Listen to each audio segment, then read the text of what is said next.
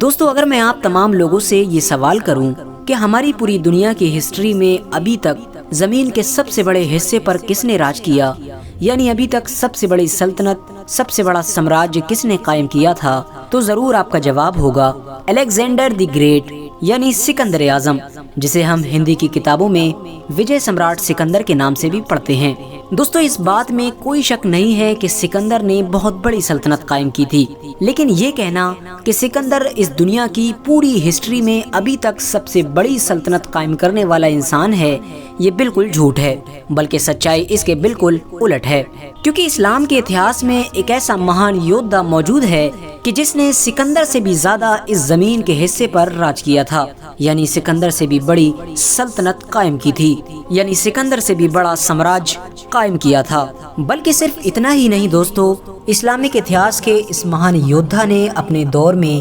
ایسی پالیسیز اور ایسے سسٹم بنائے تھے جو آج تک ہماری اس پوری دنیا میں جتنے بھی دیش ہیں سبھی میں لاگو ہیں۔ یہاں تک کہ آج کے دور میں جو کچھ ایسے دیش ہیں جو گھمنڈ میں اپنے آپ کو سپر پاور کہتے ہیں، وہ بھی اس یودھا کے بنائے ہوئے سسٹم کے محتاج ہیں، یعنی انہوں نے بھی اپنے دیش میں وہ سارے سسٹم لاگو کر رکھے ہیں۔ دوستوں میں بات کر رہا ہوں اسلام کے دوسرے خلیفہ یعنی حضرت عمر بن خطاب کے بارے میں۔ آج کی اس ویڈیو میں ہم جانیں گے کہ آخر حضرت عمر بن خطاب کون تھے، اور ساتھ ہی ساتھ ہم پروف کے ساتھ یہ بھی جانیں گے کہ آخر عمر بن خطاب سکندر سے بھی بڑے حکمران یعنی شاسک کیسے تھے، اور ساتھ میں اس ویڈیو میں ہم آپ کو ان سارے سسٹم اور ان ساری پالیسیز کے بارے میں بھی بتائیں گے جو حضرت عمر نے ہی اس دنیا میں شروع کی تھیں اور آج تک چلی آ رہی ہیں۔ ویڈیو شروع کرنے سے پہلے بس میری آپ سے چھوٹی سی گزارش ہے کہ نئے آنے والے دوست چینل کو سبسکرائب کر کے ساتھ ہی میں بیل آئیکن کو بھی پریس کر دیں، اور ہماری حوصلہ افزائی کے لیے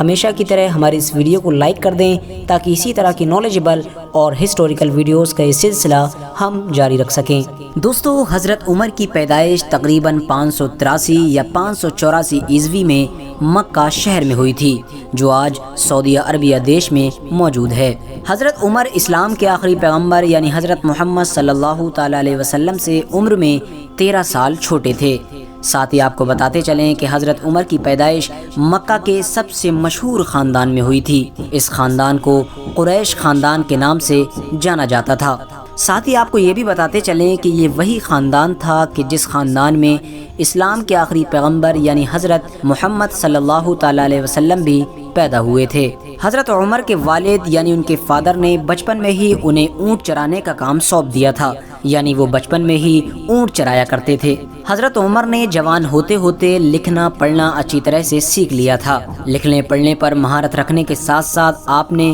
جوان ہونے سے پہلے ہی تلوار بازی، گھڑ سواری اور نیزہ بازی جیسی چیزیں بھی سیکھ لی تھیں۔ گھڑ سواری میں آپ اتنے ماہر تھے کہ آپ دوڑتے ہوئے گھوڑے کے اوپر کود کر بیٹھ جایا کرتے تھے۔ ان تمام چیزوں کے ساتھ ساتھ آپ نے کشتی کا فن بھی سیکھا تھا۔ آپ اتنے زبردست پہلوان تھے کہ آپ نے مسلمان ہونے سے پہلے بھی اور مسلمان ہونے کے بعد بھی مکہ کے بڑے بڑے نامچین پہلوانوں کو زبردست شکست دی تھی۔ آپ کے سامنے بڑے سے بڑے پہلوان بھی آنے سے ڈرا کرتے تھے۔ دوستو کیونکہ وجہ یہ تھی کہ حضرت عمر کے جو فادر تھے یعنی خطاب، وہ اپنے خاندان کے سردار ہوا کرتے تھے، یعنی پورا خاندان انہی کے کنٹرول میں ہوا کرتا تھا، ہر بات پر انہی کا آرڈر مانا جاتا تھا۔ اسی لیے جب حضرت عمر کے والد یعنی خطاب کی وفات ہوئی تو اس کے بعد حضرت عمر کو ان کی جگہ مل گئی تھی، اور حضرت عمر کو بھی ان کے خاندان میں لوگ اتنی ہی اہمیت دیا کرتے تھے جتنی کسی دور میں ان کے والد یعنی فادر کو دی جاتی تھی۔ دوستو اگر آپ ہسٹری کو پڑھنا شروع کریں گے تو آپ کو یہ معلوم چلے گا کہ اسلام کے آخری پیغمبر یعنی حضرت محمد صلی اللہ علیہ وسلم کے دور میں مکہ کے جتنے بھی لوگ تھے، یعنی جتنے بھی ان کے صحابی تھے، ان تمام میں اگر سب سے زیادہ کوئی سخت مزاج یعنی گرم مزاج کا انسان تھا تو وہ حضرت عمر تھے۔ حضرت عمر بہت جلد ہی غصے میں آ جایا کرتے تھے۔ ان کے گرم مزاج اور بڑی پوزیشن کی وجہ سے مکہ کے بڑے بڑے لوگ حضرت عمر سے گھبرایا کرتے تھے۔ بڑے سے بڑے طاقتور لوگ اور بڑے سے بڑے ہوشیار لوگ ان کے سامنے نہیں آیا کرتے تھے۔ دوستو جب اسلام کے آخری پیغمبر یعنی حضرت محمد صلی اللہ علیہ وسلم نے مکہ کے لوگوں کے سامنے یہ اعلان کیا کہ میں اللہ کا نبی ہوں تو مکہ کے زیادہ تر لوگوں نے ان کی بات پر یقین نہیں کیا اور انہیں جھٹلا دیا، اور پھر دھیرے دھیرے اسلام کے آخری پیغمبر کو پریشان کرنا اور ان کو ستانا بھی شروع کر دیا تھا۔ اور جس وقت مکہ کے لوگوں نے حضرت محمد صلی اللہ علیہ وسلم کو ستانا اور پریشان کرنا شروع کیا تھا، اس وقت حضرت عمر کی ایج تقریباً 26 سے 27 سال تھی۔ دوستو، ہسٹری سے ہمیں یہ معلوم چلتا ہے کہ ویسے تو پروفٹ محمد صلی اللہ علیہ وسلم کے پورا مکہ ہی خلاف تھا،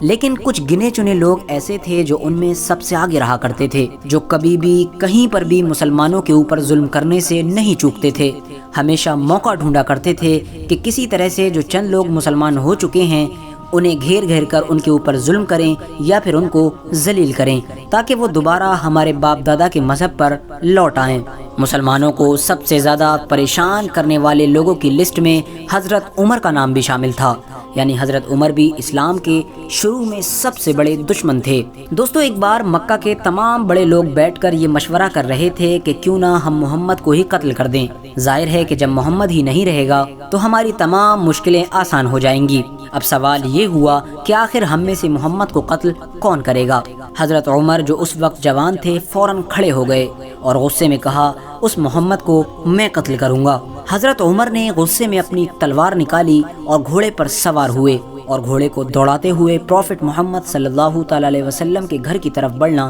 شروع کر دیا۔ راستے میں ہی حضرت عمر کی مکہ کے ایک ایسے انسان سے ملاقات ہوئی جو اندرونی طور پر تو مسلمان ہو گیا تھا، لیکن اس نے مکہ کے لوگوں کی ڈر کی وجہ سے اپنی مسلم پہچان کو چھپا کر رکھا تھا، لہٰذا لوگ اسے بھی ابھی تک غیر مسلم ہی سمجھ رہے تھے۔ اس انسان نے جب حضرت عمر کو غصے میں جاتے ہوئے دیکھا تو حضرت عمر سے پوچھا، عمر کہاں جا رہے ہو؟ حضرت عمر نے جواب دیا کہ آج میں محمد بن عبداللہ کو ختم ہی کر دوں گا، نہ محمد رہے گا اور نہ ہی ہمارے سر پر کوئی پریشانی رہے گی۔ اس انسان نے جب یہ سنا تو حضرت عمر سے کہا کہ اے عمر، تم محمد کو بعد میں دیکھ لینا، پہلے خود اپنے گھر کی خبر لو۔ عمر نے کہا، کیوں، ایسا کیا ہوا؟ اس انسان نے حضرت عمر کو بتایا کہ تمہاری سگی بہن اور بہنوئی بھی مسلمان ہو چکے ہیں۔ یہ سن کر حضرت عمر کا غصہ اور زیادہ تیز ہو گیا اور انہوں نے اپنے گھوڑے کا رخ حضرت محمد صلی اللہ علیہ وسلم کے گھر کی بجائے اپنی بہن کے گھر کی طرف کو پھیر دیا اور من ہی من میں سوچنے لگے کہ چاہے میرا سگا باپ بھی کیوں نہ ہو، جو میرے باپ دادا کے مذہب سے ہٹے گا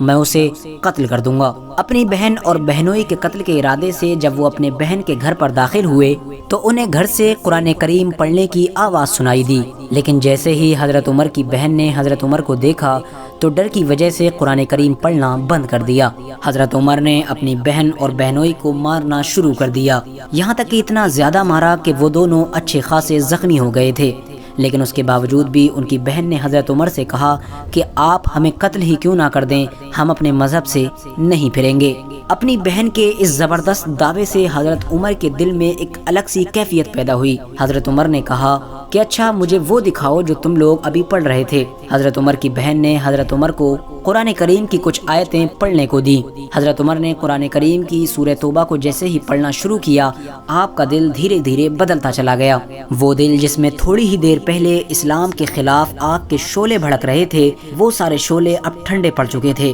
حضرت عمر فوراً اپنی بہن کے گھر سے نکلے اور اسلام کے آخری پیغمبر یعنی حضرت محمد صلی اللہ تعالی علیہ وسلم کے گھر کی طرف روانہ ہوئے۔ پروفٹ محمد صلی اللہ تعالی علیہ وسلم اس وقت اپنے کچھ ساتھیوں کے ساتھ بیٹھے ہوئے تھے۔ جیسے ہی پیارے نبی کے آس پاس میں بیٹھے ہوئے لوگوں نے حضرت عمر کو آتے ہوئے دیکھا، سب نے اپنی اپنی تلواریں نکال لیں۔ حضرت عمر نے دور سے ہی کہا کہ اپنی تلواریں اندر رکھ لو، میں کسی بھی غلط ارادے کے ساتھ نہیں آیا ہوں، بلکہ میں تو محمد بن عبداللہ کے ہاتھ پر اسلام قبول کرنے آیا ہوں۔ یہ سنتے ہی تمام لوگ بہت خوش ہو گئے، اور ہوتے بھی کیوں نہ، کیونکہ حضرت عمر کی شکل میں اسلام کی چھوٹی سی جماعت میں ایک ایسا انسان داخل ہو رہا تھا جس سے پورا مکہ ڈرا کرتا تھا۔ حضرت عمر کے اسلام قبول کرنے کی وجہ سے پروفٹ محمد صلی اللہ تعالی علیہ وسلم کو خوشی میں ایسا جوش طاری ہوا کہ آپ نے جوش میں تکبیر کا نعرہ بلند کیا، جس نعرے کا جواب پاس میں ہی بیٹھے تمام صحابہ نے اللہ اکبر کہہ کر دیا، اور یہ اسلامک ہسٹری کا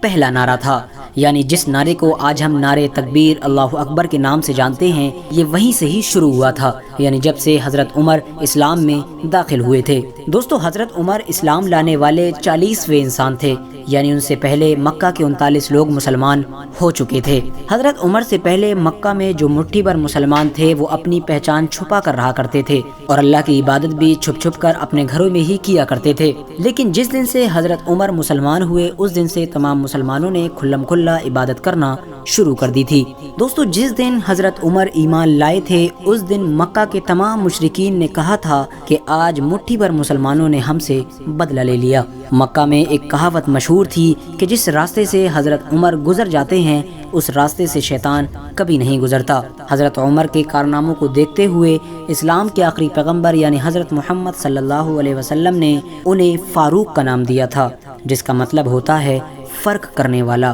کیونکہ حضرت عمر کفر اور ایمان میں فرق کرنے والے انسان تھے۔ دوستو، اتنا ہی نہیں، پروفٹ محمد صلی اللہ علیہ وسلم نے حضرت عمر کے بارے میں یہ بھی کہا تھا کہ اگر میرے بعد اس دنیا میں کوئی نبی ہوتا تو وہ عمر ہوتا۔ ان تمام باتوں سے ہمیں یہ پتہ چلتا ہے کہ اسلام میں حضرت عمر رضی اللہ تعالیٰ عنہ کا کیا مقام ہے۔ دوستو، جب پیارے نبی یعنی حضرت محمد صلی اللہ علیہ وسلم نے 63 سال کی عمر میں ہماری اس دنیا کو ظاہراً الوداع کہا، یعنی اس دنیا سے رخصت ہوئے، تو اس وقت تک پورے عرب میں اسلام پھیل چکا تھا۔ لہٰذا پروفٹ محمد صلی اللہ علیہ وسلم کے چلے جانے کے بعد اتنی بڑی مسلم قوم کو ضرورت تھی ایک لیڈر کی، یعنی ایک خلیفہ کی، تو لوگوں نے حضرت ابو بکر صدیق رضی اللہ تعالیٰ عنہ کو اپنا خلیفہ بنا لیا۔ حضرت ابو بکر صدیق رضی اللہ تعالیٰ عنہ بھی خلیفہ بننے کے صرف 1.5-2 سال بعد ہی اس دنیا سے ظاہراً رخصت ہو گئے۔ حضرت ابو بکر صدیق رضی اللہ تعالیٰ عنہ کے بعد لوگوں نے آپس میں صلح مشورہ کر کے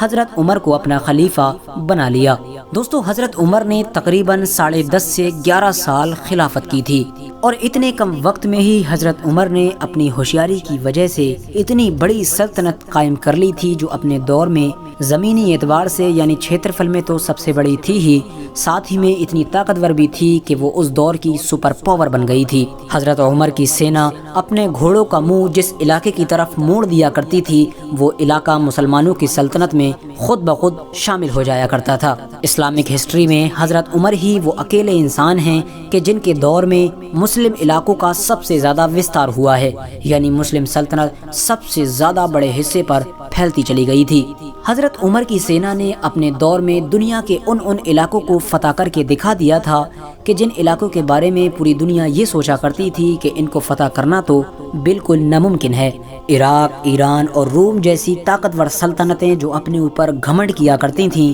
وہ حضرت عمر کی سینا کے سامنے گھٹنے ٹیکنے پر مجبور ہو گئی تھیں۔ دوستو، فلسطین میں موجود بیت المقدس یعنی جس پر آج بھی تینوں دھرموں کے لوگ یعنی مسلم، عیسائی اور یہودی اپنا اپنا دعویٰ کرتے ہیں، وہ بھی مسلمانوں میں سب سے پہلے حضرت عمر نے ہی فتح کیا تھا۔ حالانکہ پھر صدیاں گزر جانے کے بعد وہ ایک بار پھر سے مسلمانوں کے ہاتھ سے چلا گیا تھا، جسے بعد میں صلاح الدین ایوبی نے پھر سے فتح کیا تھا۔ حضرت عمر کے دور میں بیت المقدس کے فتح ہونے کی کہانی بڑی ہی دلچسپ ہے۔ کہا جاتا ہے کہ جب مسلمانوں کی فوج نے آس پاس کے تمام علاقوں کو فتح کرنے کے بعد فلسطین کا بھی چاروں طرف سے گھراؤ کر لیا تھا اور وہاں رہنے والے لوگوں کے سامنے گھٹنے ٹیکنے کے علاوہ کوئی چارہ نہیں بچا تھا، تو ان لوگوں نے مسلمانوں کے سامنے ایک شرط رکھی۔ وہاں کے لوگوں نے مسلمانوں سے کہا کہ ہم بنا جنگ کیے امن کے ساتھ یہ بیت المقدس تمہارے حوالے کر دیں گے، لیکن شرط یہ ہے کہ صلح نامہ تمہارے خود کے امیر یعنی جو تمہارے خلیفہ ہیں حضرت عمر وہ آ کر خود لکھیں۔ اگر وہ خود بیت المقدس میں آ کر صلح نامہ لکھ دیں گے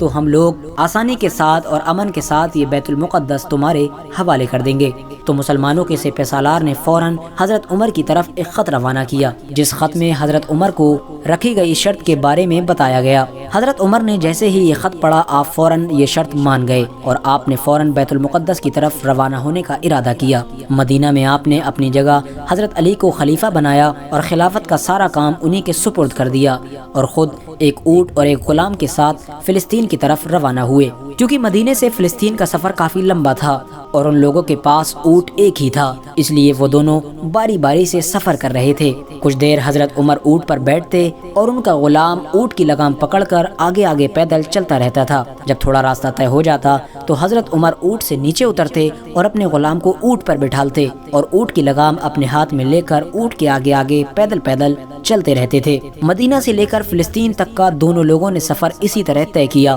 جب یہ دونوں لوگ فلسطین میں داخل ہوئے تو اس وقت اونٹ پر بیٹھنے کی باری حضرت عمر کی نہیں بلکہ ان کے غلام کی تھی، اور حضرت عمر کی باری اونٹ کے آگے آگے پیدل چلنے کی تھی۔ لہذا فلسطین کے لوگوں نے جب ان دونوں کو دیکھا تو فلسطین کے لوگوں کو یہ محسوس ہوا کہ جو اونٹ کے اوپر بیٹھا ہے وہی حضرت عمر ہے، اور جو آگے آگے پیدل پیدل چل رہا ہے وہ حضرت عمر کا غلام ہے۔ حالانکہ سچائی اس کے بالکل الٹ تھی، اور ساتھ ہی ساتھ حضرت عمر کے کپڑے بھی ایسے تھے کہ جن پر بے شمار پیوند لگے ہوئے تھے، یعنی جگہ جگہ سے پھٹے ہوئے تھے۔ لہٰذا جب فلسطین کے لوگوں کو بتایا گیا کہ حضرت عمر اونٹ کے اوپر نہیں بلکہ جو نیچے چل رہے ہیں وہ ہیں، تو وہاں کے لوگوں کو یقین ہی نہیں ہوا، کیونکہ ایک ایسا انسان جو اپنے دور کی سب سے بڑی سلطنت کا خلیفہ ہے اور وہ اس طرح کی زندگی جیتا ہے، یہ یقیناً حیران کر دینے والی بات تھی۔ حضرت عمر نے وہاں پر جا کر صلح نامہ لکھا اور ان تمام لوگوں کو ان کی زندگی کی ضمانت دی اور بیت المقدس کو فتح کر لیا۔ لہٰذا جب فلسطین میں رہنے والے عام لوگوں نے حضرت عمر کا رہن سہن کا طریقہ دیکھا،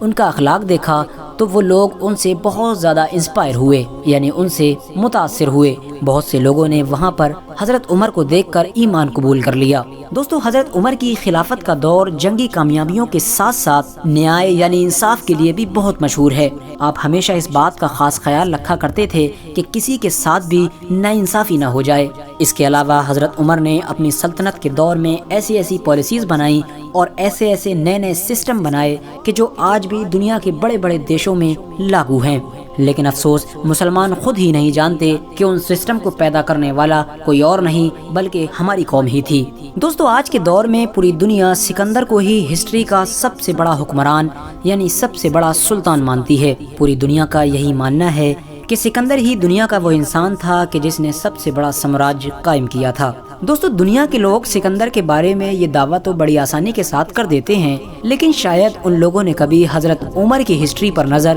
نہیں دوڑائی ہے، کیونکہ اگر وہ لوگ حضرت عمر کی ہسٹری کو تھوڑا دھیان سے پڑھ لیتے تو شاید انہیں بھی یہ محسوس ہو جاتا کہ حضرت عمر سکندر اعظم سے کہیں زیادہ آگے ہیں۔ دوستو، مقدونیہ کا سکندر 20 سال کی عمر میں مقدونیہ کا بادشاہ بنا تھا۔ 23 سال کی عمر میں وہ مقدونیہ سے اپنی فوج لے کر دنیا کو جیتنے کے ارادے سے نکل پڑا تھا۔ سب سے پہلے اس نے پورے یورپ کو فتح کیا، اس کے بعد یہ ترکی میں داخل ہوا اور ترکی کو فتح کرتے ہوئے یہ ایران پہنچا۔ ایران پہنچ کر اس نے ایران کو فتح کیا اور اس کے بعد یہ شام، جسے آج ہم سیریا کے نام سے جانتے ہیں، اس میں پہنچ گیا۔ اس نے سیریا کو بھی فتح کیا، اس کے بعد یروشلم کو فتح کیا اور اس کے بعد مصر پہنچا۔ مصر میں بھی اس کی فوج نے بڑی زبردست جیت حاصل کی اور مصر سے یہ سیدھا ہندوستان آیا۔ بھارت میں اس نے پورس کو ہرایا اور پھر مکران کے راستے سے واپسی کا ارادہ کیا، لیکن راستے میں ہی اسے ٹائیفائڈ بخار ہو گیا اور اس بخار کی وجہ سے ہی 323 عیسیٰ پورو یعنی صرف 33 سال کی عمر میں ہی اس کی موت ہو گئی تھی۔ دوستو، سکندر کی پیدائش ایک شاہی خاندان میں ہوئی تھی۔ سکندر کا باپ بھی خود سلطان تھا۔ سکندر کو بچپن سے ہی ایک اچھی ٹریننگ دی گئی تھی۔ دنیا کے ماہر لوگوں نے اسے تیر اندازی سکھائی تھی اور اسے ارسطو جیسے لوگوں کی صحبت ملی تھی جو دنیا میں آج تک مشہور ہیں، اور جب وہ 20 سال کا ہوا تو اسے سلطنت پیش کر دی گئی۔ حالانکہ اس کے مقابلے میں حضرت عمر فاروق رضی اللہ تعالیٰ عنہ اونٹ بکری جیسے جانور چرا چرا کر بڑے ہوئے تھے۔ انہوں نے تیر اندازی یا گھڑ سواری بھی دنیا کے کسی ماہر انسان سے یا پھر کسی اکیڈمی میں نہیں سیکھی تھی، بلکہ یہ ساری چیزیں انہوں نے خود سے اپنے گھر پر ہی سیکھی تھیں۔ اور ساتھ ہی ساتھ ہمارے لیے یہ جان لینا بھی ضروری ہے کہ جہاں سکندر ایک شاہی خاندان سے تھا، وہیں حضرت عمر رضی اللہ تعالیٰ عنہ کی اوپر کی 10-15 نسلوں میں بھی کوئی بادشاہ نہیں ہوا تھا۔ دوستو، اگر بات کی جائے مقابلے کی تو سکندر نے جہاں 10 سالوں میں ایک ایسی آرمی کے ساتھ جو پہلے سے ہی بڑی زبردست ٹریننگ پائی ہوئی تھی 1.7 ملین اسکوائر میلز کا علاقہ فتح کیا تھا، وہیں دوسری طرف حضرت عمر نے صرف 10 سال کے اندر ایک ایسی آرمی کے ساتھ کہ جس آرمی نے کہیں بھی ٹریننگ نہیں پائی تھی 2.2 ملین اسکوائر میلز کا علاقہ فتح کیا تھا۔ یعنی دونوں کا ٹائم تو ایک ہی ہے، یعنی 10 سال ہیں، لیکن اگر زمینی علاقے کو دیکھا جائے تو حضرت عمر کا سکندر سے کہیں زیادہ ہے۔ وہیں اس کی آرمی میں سب زبردست ٹریننگ پائے ہوئے لوگ تھے، جبکہ حضرت عمر کی اگر آرمی کی بات کی جائے تو وہ تو مکہ اور مدینہ کے عام لوگوں سے مل کر بنائی ہوئی ایک آرمی تھی، جس میں بوڑھے بھی تھے، بچے بھی تھے۔ دوستو، ان تمام باتوں سے یہ ثابت ہوتا ہے کہ ہم لوگوں کو سکندر کے بارے میں جو بھی نظریہ دیا گیا ہے वो यकीनन गलत है। दोस्तों भले ही सिकंदर ने ज़मीन पर एक बहुत बड़ी सल्तनत कायम की थी, लेकिन उसके बावजूद भी वो दुनिया को कोई ऐसा निज़ाम यानी कोई ऐसा एक सिस्टम नहीं दे सका कि जिस सिस्टम के ज़रिए से उस सल्तनत को चलाया जा सके। और यही बड़ी वजह रही कि उसके मरने के सिर्फ 4-5 साल बाद ही उसकी पूरी सल्तनत टुकड़ों में बंटकर ख़त्म हो गई थी। लेकिन हज़रत उमर ने 10 सालों में एक बड़ी सल्तनत कायम करने के साथ साथ दुनिया को पूरी सल्तनत चलाने के ऐसे ऐसे निज़ाम यानी सिस्टम दिए कि जिन सिस्टम के ज़रिए से मुस्लिम सल्तनतें तो सैकड़ों सालों तक आबाद रही ही, साथ ही में जब सल्तनतों का दौर ख़त्म हुआ और डेमोक्रेसी का दौर शुरू हुआ तो हज़रत उमर के उन सारी पॉलिसीज़ और सिस्टम को डेमोक्रेसी वाले देशों ने भी अपने अंदर लागू कर लिया और आज भी वो सारे सिस्टम पूरी दुनिया में लागू हैं। दोस्तों आज के दौर में आप देखते होंगे कि ज़्यादातर देशों में बहुत सारी स्टेट होती हैं, जैसा कि हमारे देश इंडिया में भी बहुत सारी स्टेट हैं और उन सारी स्टेटों के अलग अलग CM यानी चीफ मिनिस्टर होते हैं और वो सारे चीफ मिनिस्टर अपनी अपनी स्टेट के कामकाजों को संभालते हैं। देश का सिर्फ एक प्रधानमंत्री होता है और देश की सारी स्टेटों के CM उस प्रधानमंत्री के अंडर में ही काम करते हैं। दोस्तों किसी भी सल्तनत या फिर देश को अलग अलग स्टेट में सिर्फ इसलिए डिवाइड किया जाता है ताकि उसको चलाने में आसानी हो सके, क्योंकि अगर स्टेट नहीं होगी और हर स्टेट के अलग अलग CM नहीं होंगे तो एक ही इंसान पूरे देश या फिर पूरी सल्तनत को आसानी के साथ नहीं चला सकता है। लेकिन जब हम अलग अलग डिवाइड कर देते हैं तो बड़ी आसानी के साथ पूरे देश या फिर जो पूरी सल्तनत होती है उसे संभाला जा सकता है। लेकिन क्या आपने कभी सोचा कि इस सिस्टम को इस दुनिया में सबसे पहले किसने बनाया था? जरूर आपने नहीं सोचा होगा। चलिए मैं आपको बताता हूँ। ये सिस्टम सबसे पहले हजरत उमर फारूक आजम रदी अल्लाह ताला अन्हो ने ही बनाया था। उन्होंने देखा कि जब उनकी पूरी सल्तनत बहुत बड़ी होती जा रही है और उसका निज़ाम संभालना एक इंसान के लिए मुश्किल होता जा रहा है, तो उन्होंने अपनी पूरी बड़ी सल्तनत को अलग अलग सूबों में डिवाइड कर दिया था और उन सूबों के अलग अलग गवर्नर बना दिए थे और वो सारे गवर्नर एक खलीफा यानी हजरत उमर फारूक आजम रदी अल्लाह ताला अन्हो के अंडर में काम किया करते थे। हजरत उमर की ये पॉलिसी दुनिया को इतनी ज्यादा पसंद आई कि आज तक पूरी दुनिया में हर सल्तनत और हर देश में ये सिस्टम लागू किया जाता है। दोस्तों इतना ही नहीं, हजरत उमर फारूक आजम रदी अल्लाह ताला अन्हो ने अपने दौर में फौजियों की छावनी बनवाई थी जो हजरत उमर से पहले नहीं हुआ करती थी। आज के दौर में दुनिया में जो जेल का सिस्टम है वो भी हजरत उमर फारूक आजम रदी अल्लाह ताला अन्हो ने ही दिया था। अदालत के अंदर आज जो मुकदमे चलाए जाते हैं लंबे चौड़े, उन तमाम का जो प्रोसेस होता है वो भी हजरत उमर फारूक आजम रदी अल्लाह ताला अन्हो के बनाए हुए तमाम सिस्टम में से एक सिस्टम था। दोस्तों पुलिस सिस्टम भले ही हजरत उमर से पहले से भी हुआ करता था, लेकिन जो आज के दौर में पुलिस थाने हैं उनका तसव्वुर हजरत उमर फारूक आजम रदी अल्लाह ताला अन्हो ने ही दिया था। उसके अलावा जो इस्लामिक कैलेंडर है जिसे हम हिजरी के नाम से जानते हैं वो भी हजरत उमर फारूक आजम रदी अल्लाह ताला अन्हो के दौर में ही शुरू किया गया था। हालांकि इसकी तारीख को उस वक्त से जोड़ा जाता है जब अल्लाह के आखिरी नबी यानी हजरत मोहम्मद सल्लल्लाहु ताला अलैहि वसल्लम ने मदीने में हिजरत की थी। हजरत उमर ने एक ऐसा सिस्टम तैयार करवाया था कि जब भी किसी इंसान को कोई सरकारी ओहदा दिया जाता था तो पहले ही उसकी प्रॉपर्टी लिखित में चेक कर ली जाती थी और फिर बाद में बीच बीच में उसकी प्रॉपर्टी को चेक किया जाता रहता था। जैसे ही किसी इंसान की प्रॉपर्टी